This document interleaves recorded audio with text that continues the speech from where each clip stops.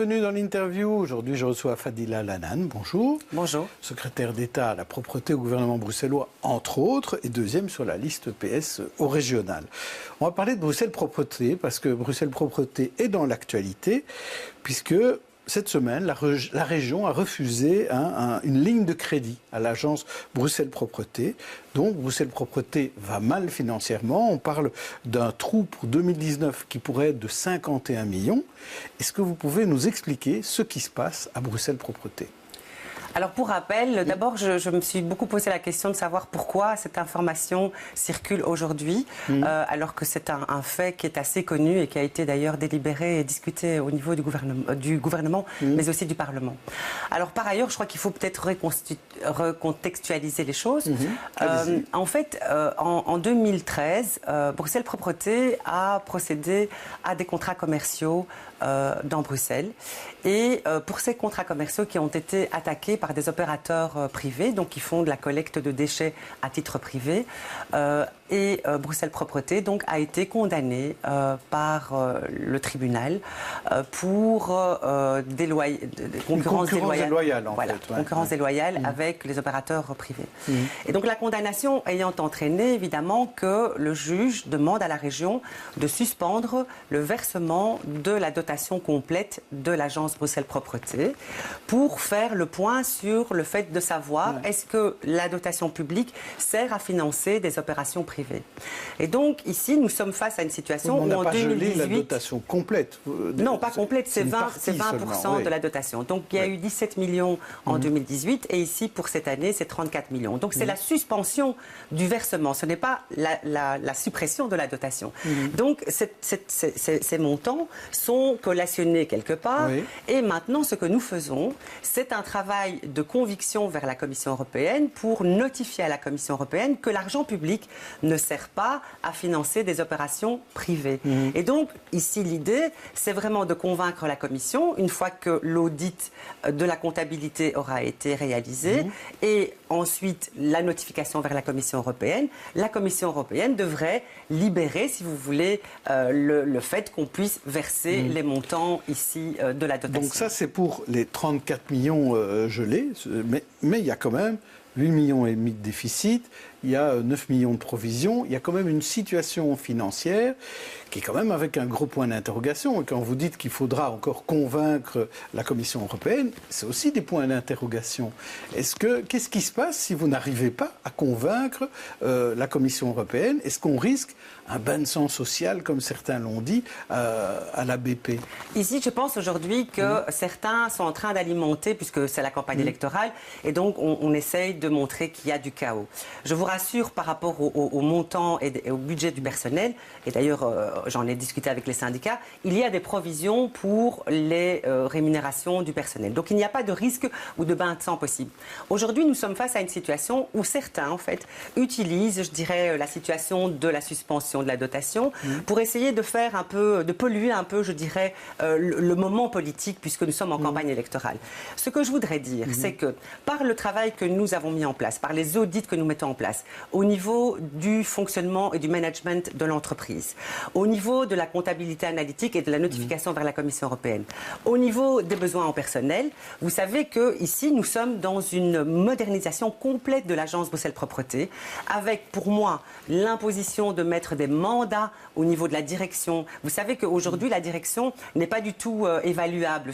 C'est un mandat jusqu'à la pension. Ce n'est pas normal. Dans toutes les administrations, nous avons des mandats limités, avec évidemment une évaluation, avec un cahier de charges précis. Et donc ici, j'ai l'impression que comme nous sommes en train de faire de la transparence au niveau de l'entreprise et que nous mettons en place de la bonne gouvernance, certains essayent de déstabiliser ceci. Certains, vous parlez de qui en fait? Ils se reconnaîtront, mais sachez simplement que je suis très déterminée, très convaincue. Le gouvernement aussi, et il me suit sur ce point. Je pense que nous devons transformer l'entreprise Bruxelles Propreté pour être vraiment une entreprise du 21e siècle.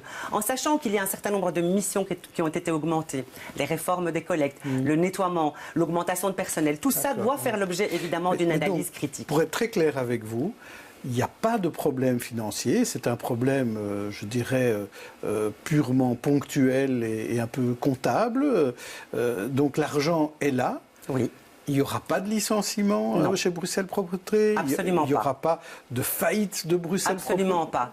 Et je n'aime pas le jeu politicien qui est utilisé aujourd'hui parce que cela met vraiment, je dirais, de la peur et de la crainte chez les agents et je trouve ça vraiment inacceptable que certains partis politiques profitent de ce moment. Mais on est en campagne, alors tous les coups sont permis. Moi, je voudrais vraiment rassurer le personnel et leur dire, là, on est en train de travailler pour améliorer les choses, améliorer le bien-être. Et ici, par rapport aux moyens financiers, nous sommes dans une suspension du versement de la dotation et pas une suppression de la dotation. Et donc, tout ce travail doit se poursuivre. Nous sommes au mois de mai. Dire qu'aujourd'hui, pour 2019, nous sommes déjà en déficit est déjà, je dirais, un vrai scandale.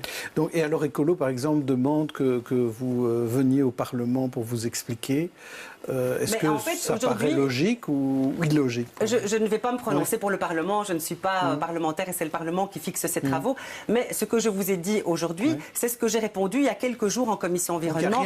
Donc il n'y a rien de neuf. C'est simplement qu'il y a une utilisation politique et politicienne et peut-être aussi une crainte de certains agents à l'intérieur de l'administration qui ont peut-être peur de la réforme, du fait qu'à un moment donné, ils vont devoir aussi rendre des comptes et être évalués. À propos de propreté, je voudrais vous parler du cas de la gare du Nord qui est dans un état de saleté qui fait peur, au point que Stib et Delaine refusent de desservir maintenant la gare du Nord. On craint même des maladies, on pense faire vacciner le personnel de Bruxelles Propreté. Mais que fait Bruxelles Propreté pour nettoyer gare du Nord? Mais ce que je voudrais dire d'abord, c'est que moi, je suis très choquée de l'utilisation qui est faite de ces victimes qui ont quitté la terreur, la guerre, la violence et qui sont présentées aujourd'hui comme porteurs de maladies. Donc là, déjà, je pense qu'il y a un vrai souci. Les personnes qui sont à la gare du Nord ne sont pas là par choix et je pense qu'il y a une grande responsabilité du gouvernement fédéral parce qu'on n'accueille pas ces gens dans la dignité et selon les règles internationales et dans le respect des droits de l'homme. Donc ça, c'est la première chose. Ça veut dire que Bruxelles Propreté a tort de vacciner son personnel? Alors, Bruxelles Propreté, la direction a décidé de vacciner son personnel pour les rassurer. Mais je pourrais quand même vous dire que, par exemple, la malaria ne s'attrape pas d'humain à humain. Que, voilà, ici, on a voulu rassurer le personnel. Mais le but ici, ce que je voudrais dire, c'est simplement que nous avons mis en place au niveau de Bruxelles Propreté un système de containers pour permettre aux personnes qui sont à la gare du Nord de se débarrasser de leurs déchets. Nous nettoyons aussi à grande eau les espaces qui sont utilisés. Et vous savez aussi, aujourd'hui, il y a une série de bénévoles qui font un travail aussi extraordinaire et remarquable et très humain, puisqu'ils vont à la rencontre de ces personnes et ils ont d'ailleurs décidé de procéder au nettoyage des espaces intérieurs. Alors voilà, Bruxelles Propreté va continuer à faire son travail en faveur de la propreté. Est-ce qu'il faut en faire davantage? Moi, je vous dis que le problème qui se pose... Est-ce qu'il faut passer plusieurs fois par jour? Alors ça, bien sûr, c'est toujours une question d'évaluation et de situation, je dirais. Mais aujourd'hui, quel est le problème? C'est qu'on laisse des gens vivre dans la gare du Nord et dans les espaces alentours, alors que la prise en charge doit être faite. Et le fédéral doit prendre ses responsabilités. Il n'appartient ni à la commune de Schaerbeek, ni à la région, ni à Bruxelles de Propreté de faire le travail du gouvernement fédéral qui est l'accueil en première ligne. Oui, mais vous savez bien qu'en matière de gouvernement fédéral, il n'y aura pas de nouveau gouvernement fédéral avant plusieurs semaines, voire même plusieurs mois. Je pense que dans les affaires courantes, on peut considérer qu'il est important d'accueillir tout humain qui vient sur notre territoire de manière humaine et normale. Ici, on laisse des gens vivre n'importe comment. Ils n'ont pas accès aux sanitaires, ils n'ont pas accès aux premiers soins. Enfin, ce n'est quand même pas normal. Et donc, les présenter simplement comme des facteurs anxiogènes, je trouve ça très choquant. Alors, à votre place, Cécile Jodogne, la semaine dernière, enfin, non, il y a quelques jours, me disait qu'elle était prête à repiquer au secrétariat d'État les pompiers. Alors on sait que les éboueurs ne sont pas plus faciles que les pompiers. Alors est-ce que vous êtes prête à repiquer dans ce genre de secrétariat d'État ? Oui, j'ai vraiment adoré ce mandat pendant 5 ans. Et malheureusement, je pense que la tâche n'est pas terminée. Et comme je voudrais vraiment transformer cette entreprise en une entreprise moderne du XXIe siècle, avec une série de réformes, et notamment une réforme au niveau du management, je pense qu'il est important que je continue. Alors, vous parliez déjà tout à l'heure de campagne électorale. Parlons-en de cette campagne électorale. On a l'impression que parfois c'est un peu dur. Je vais vous poser une question. Quel est votre meilleur ennemi au PS ? Est-ce que c'est, première possibilité, le MR, agressif? Est-ce que c'est écolo sur son nuage? Ou est-ce que c'est le PTB sur votre gauche? Vous savez, moi, honnêtement, je n'ai pas d'ennemis. J'adore les campagnes électorales parce que ce sont des occasions où on rencontre tellement de gens. Alors, des gens qui sont positifs et puis des gens qu'il faut convaincre ou des gens qui sont négatifs. Alors, il faut essayer vraiment de débattre. Alors, moi, je n'ai pas d'ennemis. Ce que je fais en général, c'est que je parle de notre programme, je parle de ce que nous faisons, je parle de nos propositions. Et finalement, je n'ai pas le temps de m'occuper des autres partis. Oui, parfois, même à l'intérieur, on a des difficultés. Parce que là aussi, c'était la semaine dernière, j'avais reçu Emine Oscara, qui se présente sur les listes du PS, mais qui, et ça on l'a appris ce matin dans la DH, dépose plainte contre son propre parti et contre des membres du PS. Et il avait dit ici une phrase assez curieuse, je vous propose de l'écouter. On est venu me chercher parce que j'étais d'origine turque. On m'a dit, tu communiques qu'avec la presse turque. Je pense que les formations politiques doivent arrêter d'aller chercher des candidats ou candidates en fonction de leur origine, parce que Bruxelles est la capitale de l'Europe. Alors, je posais la question à vous. Est-ce qu'on est venu vous chercher au PS en raison de vos origines ?